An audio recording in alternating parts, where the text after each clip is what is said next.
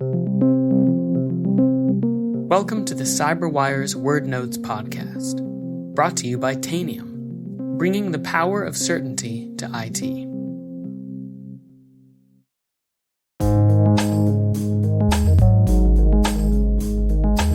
The word is Common Vulnerabilities and Exposures List. Spelled C for common, V for vulnerabilities, and E for exposures.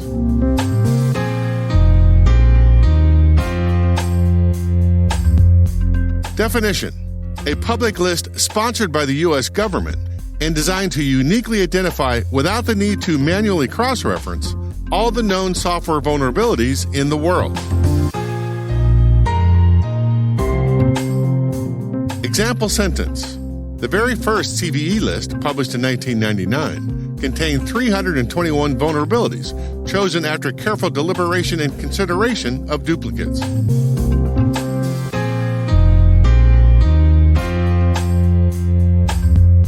Origin and context. Hold on to your butts. Typical for any government or pseudo-government organization like MITRE, there are more acronyms involved in this story than you can throw a stick at. Hold on to your butts. Let's start with CVE. MITRE's David Mann and Stephen Christie wrote the original white paper in January 1999 entitled Towards a Common Enumeration of Vulnerabilities. According to the Tripwire website in 2020, back then, every software vendor had their own way of tracking vulnerabilities in their own products.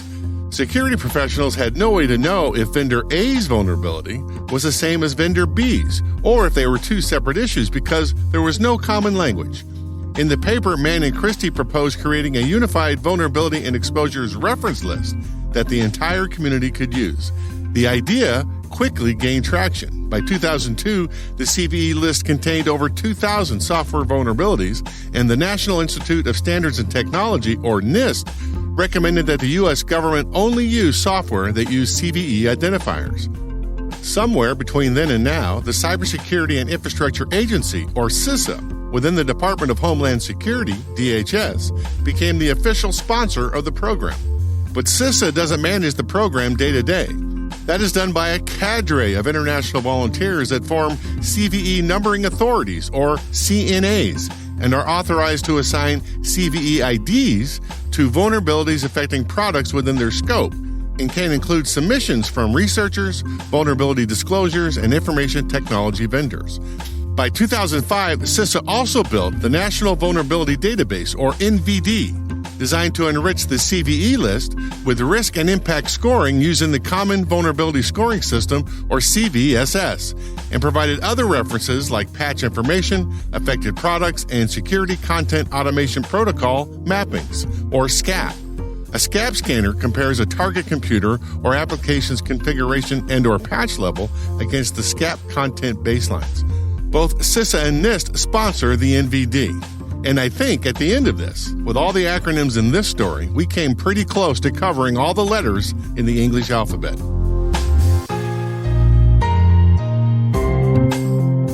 Nerd reference.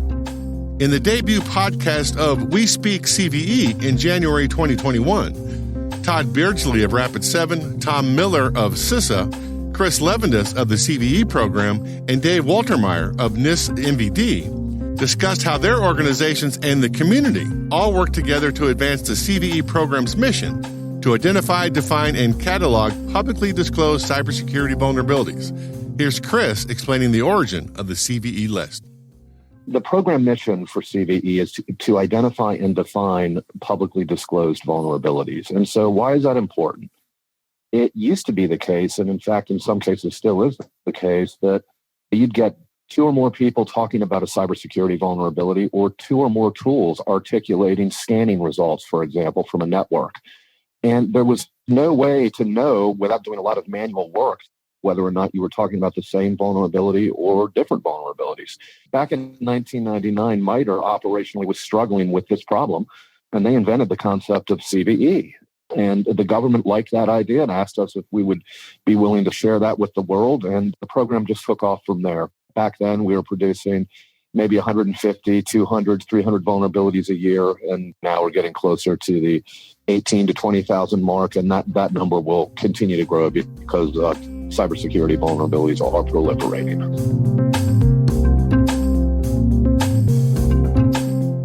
Word Notes is written by Nyla Genoe, executive produced by Peter Kilpie, and edited by John Petrick and me, Rick Howard. The mixed sound design and original music have all been crafted by the ridiculously talented Elliot Peltzman. Thanks for listening.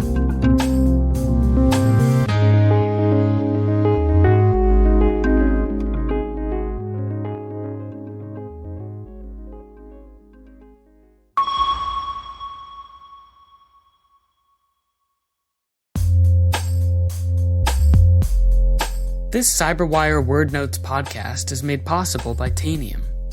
Today, we rely on devices for everything from remote work to mobile banking, telemedicine, and online learning. That's why managing and securing these endpoints has never been more important. Tanium provides endpoint management and security built for the world's most demanding IT environments and distributed operations. Want to know why multiple branches of the U.S. Armed Forces and half of the Fortune 100 trust Tanium? Visit try.tanium.com to get a 14-day free trial of Tanium as a service.